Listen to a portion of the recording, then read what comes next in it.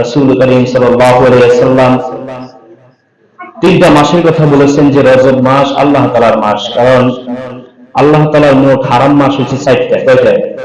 নিষিদ্ধ মাস, আল্লাহ তাআলার নিষিদ্ধ মাস যেগুলো আল্লাহ তাআলার মাস ওগুলো হচ্ছে 4টা।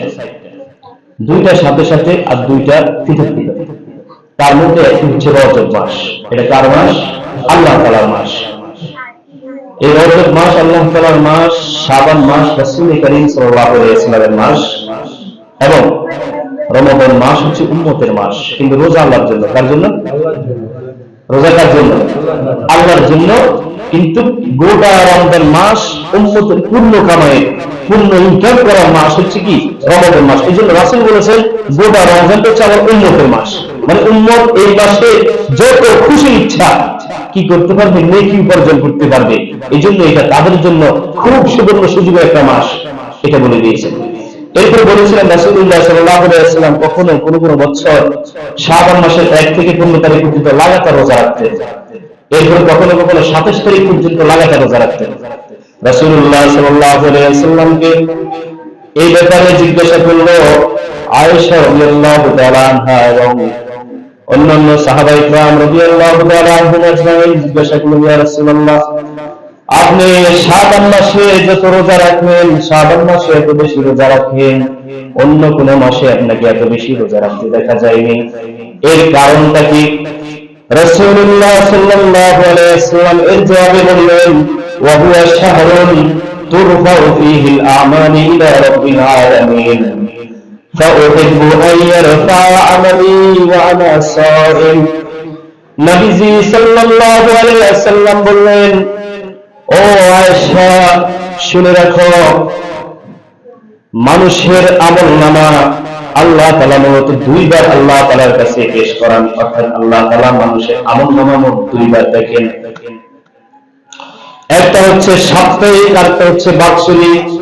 যেমন একটা প্রতিষ্ঠান চালাতে হলে ওই প্রতিষ্ঠানটা এরকম মাসিক একটা অডিট করা লাগে কি লাগে না? আবার বাৎসরিক একটা অডিট করা লাগে কি লাগে না? তখন রাসূল সাল্লাল্লাহু আলাইহি ওয়াসাল্লাম বললেন, মানুষের আমলনামাটা দুই ভাবে অডিট করা হয়, একটা হচ্ছে সাপ্তাহিক আর একটা হচ্ছে বাৎসরিক।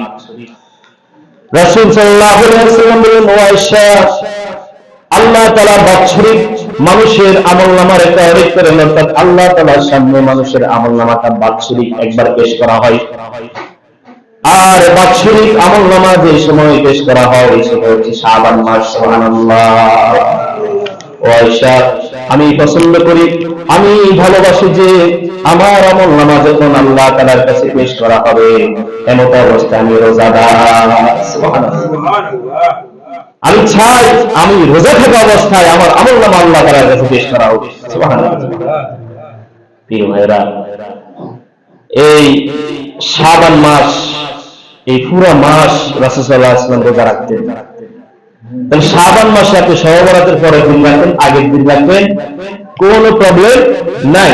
কিন্তু আপনার নিয়তটা কি হবে সেটা হচ্ছে মূল। আপনি যে নিয়ত করবেন আমি শবে বরাতে রোজা রাখতেছি, হবে না। শবে বরাতের নফল নামাজ পড়তেছি, হবে না। আপনি সেইখানে নিয়তটাকে চেঞ্জ করতে হবে।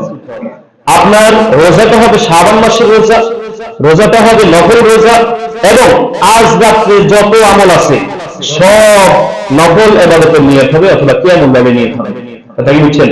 আপনি শবে বরাতের 12 রাকাত নামাজ পড়তেছেন, এরকম নিয়ত করলে কিন্তু চলবে না। এটা যত জায়গাটাতে লেখা দেখবেন এগুলো একটা চটি বই। কি বই? কিছু কিছু চটি বইতে আগে কিছু কিছু আলেমদের আল্লাহ তাআলা তাদেরকে মাফ করে তাদের এলেমের যতটুকু দৌড় ছিল, তাদের এলেমের সমাধি যতটুকু ছিল, পরিধি যতটুকু ছিল, ততটুকু থেকে তারা এরকম আমাদেরকে নামাজ পড়ানো শিখেছে না? ওযু করার আগে দিয়ে একটা দোয়া শিখেছে না? এরপরে এই নামাজের নিয়মগুলো শিখেছে, তারপরে আমাদেরকে শবে বরাত, শবে কদরের নামাজ শিখেছে, নামাজের ভিতরে কোন সূরা কয়বার পড়তে হবে এগুলো শিখেছে। কথা কি বুঝছেন? এবং তারা লিখে গেছে। কিন্তু এগুলোর বেশিরভাগই ভিত্তিহীন এবং জাল বানাওয়া। কথা বুঝছেন? তাহলে আমরা এই শাবান মাসের রোজা যা ইচ্ছা রাখতে পারবো, নিয়ম হবে শাবান মাসের রোজা। কথা কি বুঝছেন? আর আইয়ামে বীজের ব্যাপারে আমি এর আগে আলোচনা করেছি। আইয়ামে বীজের 3টা রোজা আছে, প্রত্যেক মাসের মাঝখানে 3টা রোজা। এই 3টা রোজা রাসূল সাল্লাল্লাহু আলাইহি ওয়াসাল্লাম কখনোই ছাড়েন নাই। সব মাসের মধ্যখানে 3টা রোজা রাসূল রাখতেন। এই জন্য আমরা চাইলে সেই নিয়তে, শাবানের নিয়তে আমরা চাইলে সিয়াম পালন করতে পারবো, আগামীকালকেও পালন করতে পারবো। তবে নিয়তটা আমাদের শাবানের হবে, অথবা নফল রোজার নিয়ত করবেন। কিন্তু শবে বরাতে কোনো রোজাও রাখবেন না, শবে বরাতে কোনো নামাজও পড়বেন না। আপনি রাতে 100 রাকাত করেন, কোনো সমস্যা নাই, 50 রাকাত করেন, কোনো সমস্যা নাই।